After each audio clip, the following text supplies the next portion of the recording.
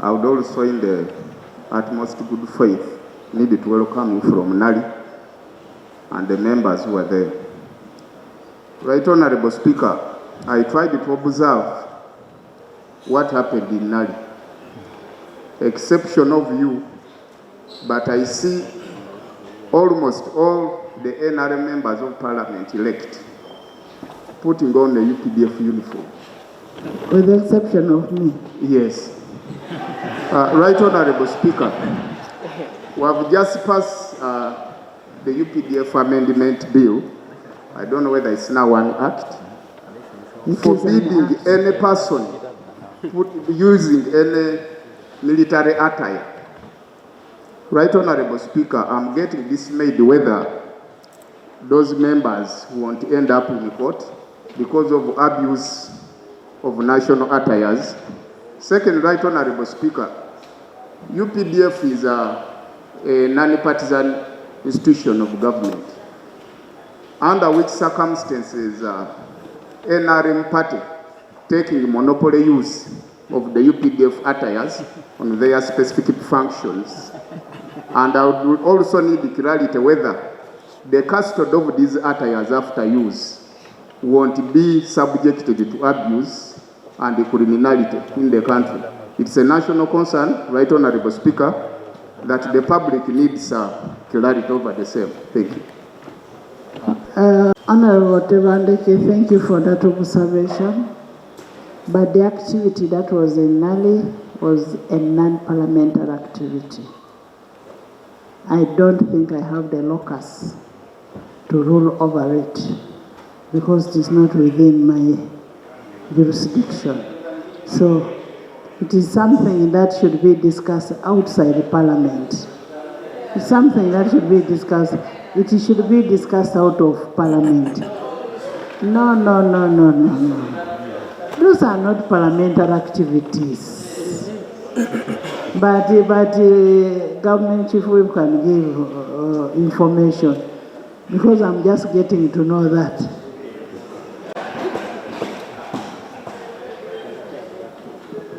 Thank you so much, Right Honorable Speaker. I wish to respond to the question on NALI as follows. First of all, under the Constitution of the Republic of Uganda, 1995 as amended, specifically Article 17, Sub-Article 2, the Constitution states, "It is the duty of all able-bodied citizens to undergo military training for the defense of this Constitution and the protection of the territorial integrity of Uganda whenever called upon to do so. And the state shall ensure that facilities are available for such training." Right Honorable Speaker, the National Leadership Institute, Kyankwanzi, in my humble opinion, operationalizes Article 17, Sub-Article 2, and it is a facility for all citizens of Uganda, including the member who raised the matter. That's the reason why this time round, we even had the Democratic Party President, Honorable Norbert Mao, attending. Now, while at the Institute, all participants are guided by the rules and regulations put in place by the Institute. There are operational orders, there are operational instructions, and one of them is that all participants within the precincts of the National Leadership Institute should put on that army green uniform with the authority of the leadership of UPDF. And once that is done, it remains within the facility. I hope I have answered. And I pray that next time, please join us or organize yours and work through the normal structures. You will be allowed to attend a similar training. I beg to respond. Yes, Madam Speaker, I want to thank the Chief Whip for his response, but him and I, we should attest to this. There's no problem doing at Kyankwanzi and wearing those uniforms. But there are particular uniforms which are not mandatory. Camouflage. Honorable members, You know, honorable members, don't we have anything very important to discuss? Madam Speaker, actually I'm leaving that because I was going to wear communication. Thank you, Madam Speaker. I am saying it is not parliamentary. What was there was a party thing. It was a party thing. The members who were there are not members of parliament. They are not yet shown as members of parliament. So if they had a training there, it is okay. Now, actually, we can also request you to arrange and go and have a training. Because it is free for everybody. Yes. Thank you, Madam Speaker. Madam Speaker, I also want to send condolences to the bereaved family, and I'm asking Minister of Internal Works. There's a big challenge on our roads. A number of roads are being worked on, but you don't place infrastructure on the roads. And as a result, people are driving badly. Secondly, Madam Speaker, still in the same event, we lost in Kabalagala. About 4 of them were killed by this person who is in court right now. Since it is a court matter, I don't want to delve into that matter. But my major interest to the Ministry of Education, how do we strengthen inspection in schools? Madam Speaker, a division like Machingi, where the incident happened at school, just that simple road has over 30 schools, all 20 schools as you drive along that road. But Machingi division has, I think, 1 inspector. Inspection in schools is not doing well. And what is happening in rural areas, head teachers are aware that once an inspector is coming, it's just an envelope at the gate, nothing to be seen. We should strengthen inspection. When you strengthen inspection, it means that all those minimum standards required at school will be adhered to. But if you look at the incident which took place at this school, there were some lacking instruments in that school, lacking requirements of the school. But I don't want to delve into those areas since it is in court.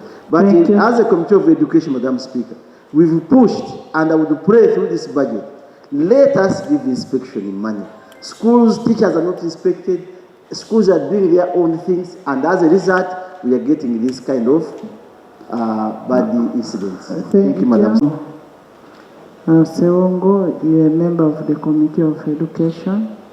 Those are the policy matters that you should push in the committee.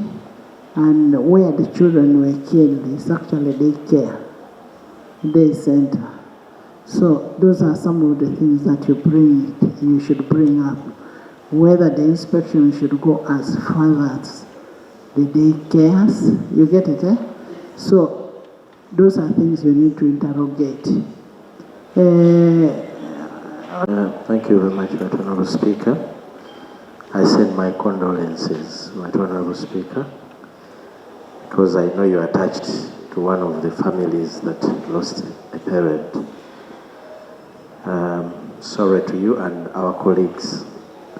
Right Honourable Speaker, next week you've indicated that we will be handling tax bills, leading us to the budgeting and appropriation at the end of the month.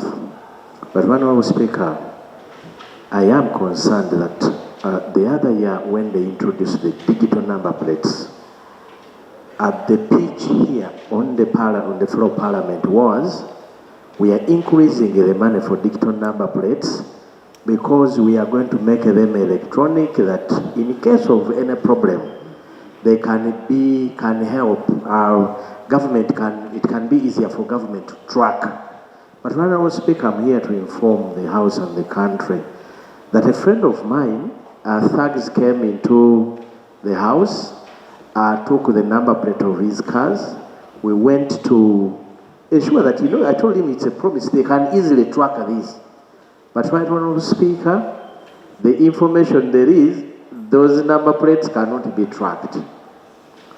I would wish, Madam Speaker, that the company that is charging over 750,000 for the number plates are put to task to ask why they lied to this country. Because, Madam Speaker, here we operate on thinking that they increased the money because Uganda, it was an addition to the people of Uganda. It was a security, mainly it was because of the security part of the number plate. That's why the prices were increased. So, Right Honorable Speaker, I know the Minister of Internal Affairs is here, and it's an area of concern. I would wish that, Madam Speaker, that somebody is put to task to explain why Ugandans were duped, and they are not they are paying highly for a service they never received. Thank you. You know, for you to be able to track synchronized with the camera system. Now, if there is a camera system in that area, it will be able to show that this is the location of the car. Maybe we shall need to hear from the Minister. Speaker and members, may you, if it pleases you, if I could consult the Minister of Works, the Minister for Security, and interrogate this further so that we come with a more informed position.